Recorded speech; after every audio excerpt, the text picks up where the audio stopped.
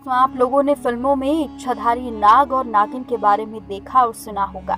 फिल्मों में बताया जाता है कि इच्छाधारी नागिन अपना बदला जरूर लेती है, लेकिन आज हम आपको एक ऐसी सच्ची घटना बताने जा रहे हैं जिसे सुनकर आपको भी यकीन नहीं होगा।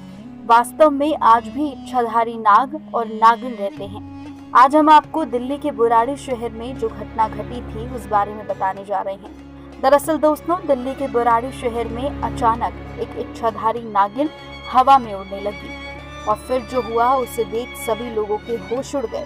दोस्तों, वीडियो शुरू करने से पहले एक बार सच्ची श्रद्धा से कमेंट बॉक्स में हर हर महादेव जरूर लिखिएगा। दोस्तों, इस घटना के बारे में हमें दिल्ली के बुराड़ी शहर के रहने वाले बुजुर्ग सीताराम जी ने बताई है।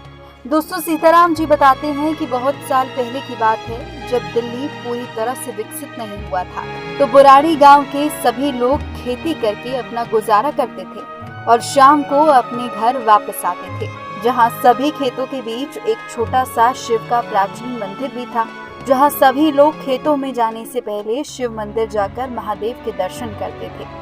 वहां के किसान खेत में हुई फसल में से कुछ फसल शिव मंदिर में प्रसाद के रूप में भेंट करते थे। लेकिन सीताराम जी जब अपने घर से खेतों में जाने से पहले शिव मंदिर दर्शन के लिए गए, तो सीताराम जी ने देखा कि एक नाग मंदिर के पास अपना फन उठाकर मंदिर की तरफ देख रहा था।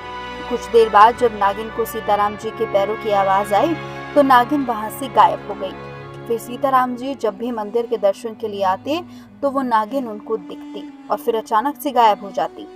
ऐसा सीताराम जी के साथ कई दिनों तक चला। सीताराम जी को लगा कि वो नागिन मंदिर महादेव जी के दर्शन के लिए आती होगी।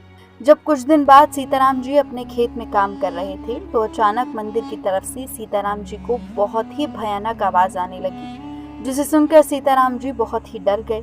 सीताराम जी ने देखा कि इच्छाधारी नागिन मंदिर के पास भयंकर रूप में बैठी थी, जिसे देखकर वो बहुत डर गए। उन्होंने पास के खेतों में जाकर काम कर रहे किसानों को आवाज लगाई, जिसे देखकर पास के खेतों में काम कर रहे किसान दंग रह गए और सीताराम जी ने किसानों को ये बताया कि ये नागिन पिछले कई दिनों से मुझे दिख रही है। मुझे लगता है कि ये नागिन अपनी नाक से बिछड़ गई, जिसको ढूंढने ये नागिन इस गांव में आती है। किसानों को देख नागिन अचानक से हवा में उड़ने लगी, जिसे देखकर किसान बहुत ही डर गए, क्योंकि नागिन अपने भयंकर रूप में थी। किसानों को लगा कि ये नागिन अपने बिछड़े हुए नाग की तलाश में कहीं और जा रही है। नागिन का शरीर मानो आधा नागिन और आधा भयंकर इंसान लग रहा था। सीताराम जी ने बताया कि ये घटना उन्होंने अपनी आंखों से देखी थी।